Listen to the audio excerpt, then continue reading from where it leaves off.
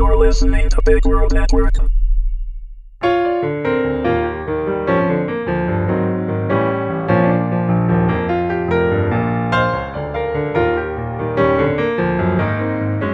Amazing Grace, Episode 2. Written by James Hellvig, read by Meagan Hedin. Father Bernard ends the call, silently praying for Tammy and her family. So, how do you find one person in a city of 8 million? It would seem we all have the same problem. Standing, Father Bernard stretches and yawns. Mumbling aloud, he grumps quietly. I'm getting too old for this crap. Some divine intervention would be welcome, Lord. Amen. Tammy checks the mirrors and scans the surrounding area in the parking garage as she puts the vehicle in park. Quickly wiping down the surfaces of the car, she exits the structure after changing her pullover shirt and adding a ball cap. Dumping the cheap clothing, she walks down the sidewalk using anti-surveillance techniques and changing direction every few blocks. Late afternoon sunlight struggles to illuminate the shadows cast by the skyscrapers of Chicago. Approaching the corner, she notes the subdued activity of one of the world's oldest professions. The young women are dressed a bit more subtly than Tammy is used to seeing, and their handlers sit nearby at an outdoor cafe. Angling towards the entrance, Tammy lowers her head. Keeping her face obscured from the cameras, she takes a seat near their suited pimps. The men barely acknowledge her presence, and she uses their indifference to her advantage, studying their mannerisms and speech patterns to identify the leader. Sipping coffee, Tammy waits until one of the trio gets up, speaking in clipped tones into his phone. Time to collect the early take. Pushing away from the table, Tammy follows the man out, crossing the street and leisurely strolling in his wake. The man walks directly past the girls to a gated parking lot a block away, getting into a new Lexus. Slipping past the pay gate, Tammy watches as a stunning-looking young lady with ancient eyes rolls down the window of the adjacent vehicle and hands the seated man a small black pouch. The transaction is completed without a word, and the young lady leaves the lot, passing Tammy without a glance. The Lexus idles quietly as Tammy approaches and raps lightly on the tinted driver's window, pasting a big goofy smile on her face. The window glides down smoothly, revealing a bland, slightly annoyed-looking face of the driver. I've locked my keys in my car. Could I trouble you to make a phone call for me? Tammy asks brightly. Scowling and reaching for the window control button, the seated man replies in a biting tone. Beat it, bitch. Hips counter-rotating, Tammy slams a vicious reverse punch into the side of the pimp's neck, right below his ear. The man gave a startled yelp as he was knocked unconscious. Opening the door, Tammy quickly relieves the man of his cell phone, money bag, and 9mm pistol before guiding his slumped form to the pavement. Rolling the moaning man away from the car, she slides into the driver's seat and exits the parking lot. At the first traffic light, she scrolls through the phone's menu, calling the most recent number. When a man's voice answers, Tammy tells him in clipped tones, Your buddy's still breathing in the parking lot. If you're bright, you'll wait 24 hours to get your car back. Ending the conversation, she pitches the phone into the gutter. I won't keep this thing that long, but it'll get me closer. Using the car's navigation system, she points the car eastward. 6 months to retirement. When I find you, I'm gonna kick your ass, MT. Dale's lack of focus allows Anna to land a solid sidekick to his midsection, knocking him backwards a few steps with a grunt. Raising his guard, he nods respectfully at the serious-faced young lady facing him.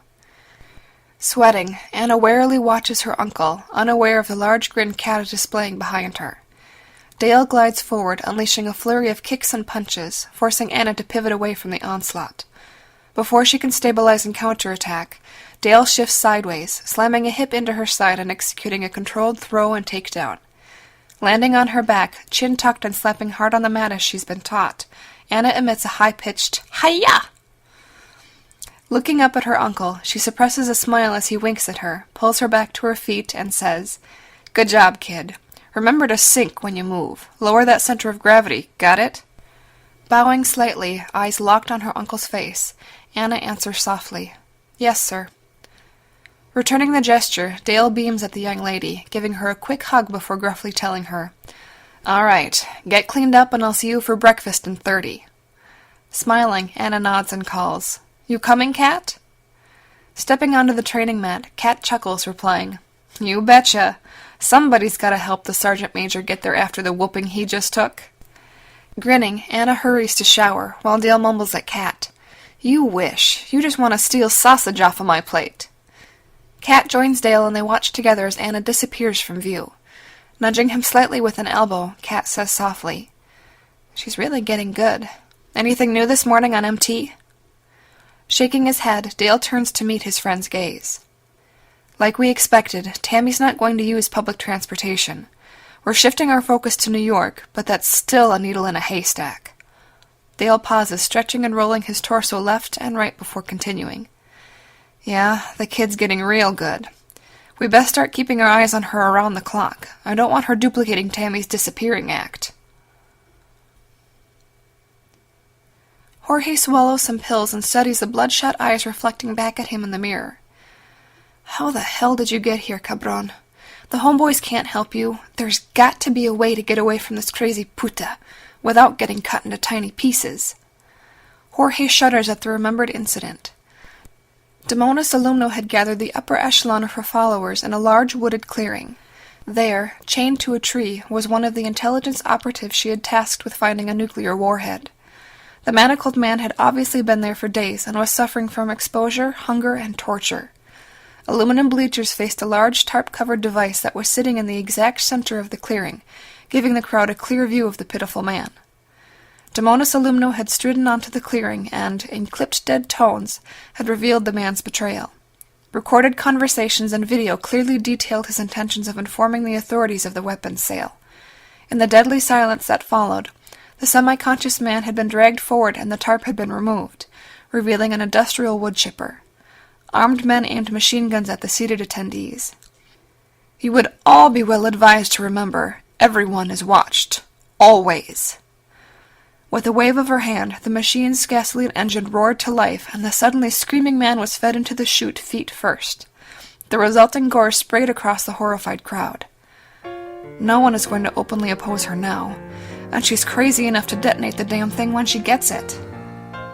Sinking slowly to his knees, Jorge silently prays to a deity he has never before believed in.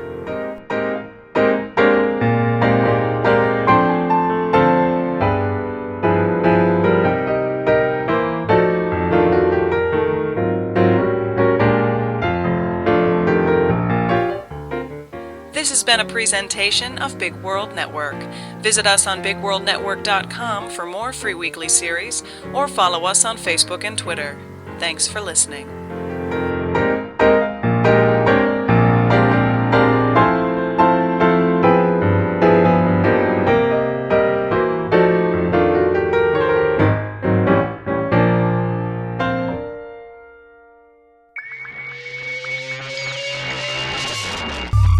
You're listening to Big World Network.